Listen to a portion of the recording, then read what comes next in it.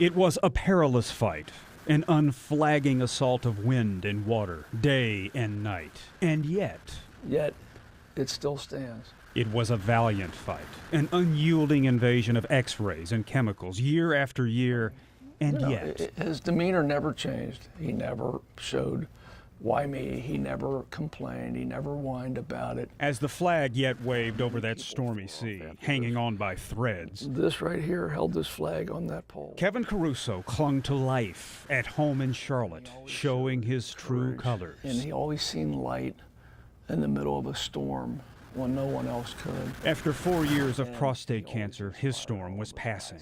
And yet, during the storm, is Kevin still there?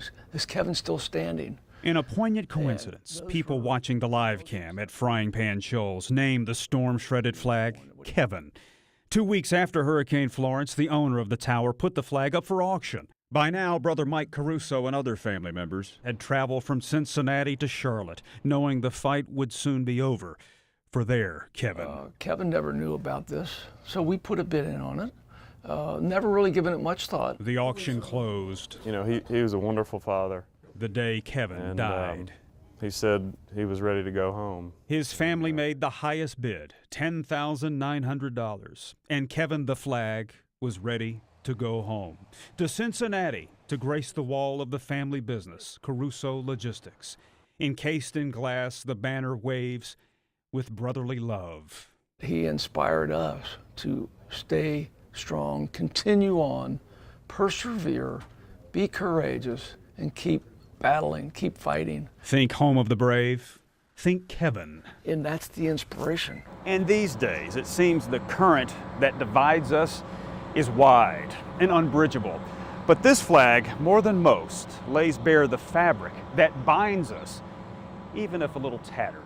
Whatever your political beliefs may be, or your religious beliefs, you need to stand up just like our flags stood for us. Political winds always blow, and life is guaranteed to send storms. And yet, you keep having the right perspective and the right attitude and keep fighting. In the end, no matter what the outcome, you know, you never gave up. And that's Kevin the Banner and Kevin the Brother showed us how to gallantly stream through a perilous fight. Bryan Mims, WRAL News, Cincinnati.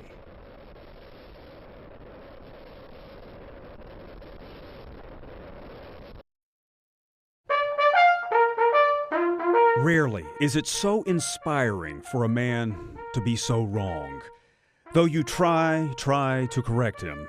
At an early age, you knew the value of freedom. The falsehoods he tells you and himself speak to a great truth that true heroes know: humility.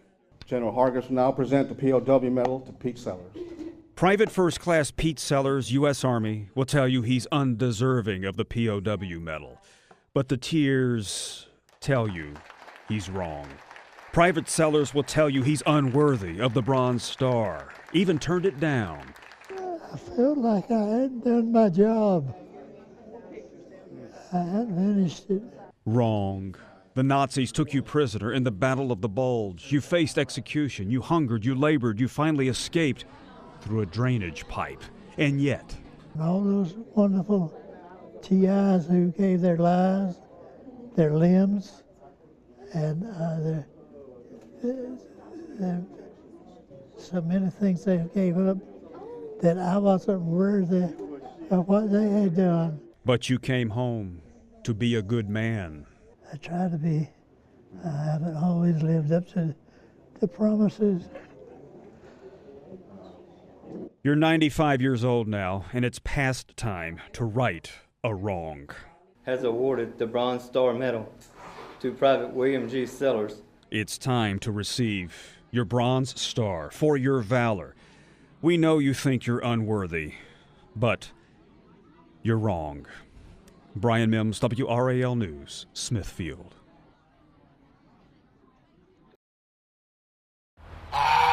Once upon a time, a goose named Sal came to live at a cabin by a pond. She was a lonely goose, for all the other geese had flown away. Now, sometimes Sal is mean. That's because She's a motherly goose, protective. She, or maybe she is a he, but let's just roll with it, became best friends with a bulldog named Sadie. Everywhere Sadie would go at that point, she would be. Tiffany Huff is Sadie's human. They slept on the porch together. They did everything together. But then one day, And all of a sudden, I'm assuming this one ventured out more and then Sadie followed. But I don't know who was the follower and who was the leader. they wandered to the big, busy road together. Cars stopped. People took pictures. And the pictures appeared in a book, Facebook, where these words also appeared. Very thin, scared bulldog with very protective goose. Pretty soon, someone along Highway 27 stopped, picked up Sadie, and drove away. That made Sal very mad. She honked, just as she's honking now. And it made Sal very sad. Definitely not herself. So she's just mopey. A week has gone by with Sadie gone. She's also a best friend for Tiffany's husband, Harry, a veteran on disability. So to that person on the highway, I'd like for them to bring him back. It's my husband's dog, and he's disabled, 100% disabled, and it'd be nice for him to have his pet back. it would be nice for Sal not to feel so lonely again. What's bad for the goose must also be bad for the dog. I'm sure she's sad. This is where we're supposed to say, and they lived happily ever after. But for this story, we know it's not yet the end. Bryan Mims, WRAL News, Harnett County.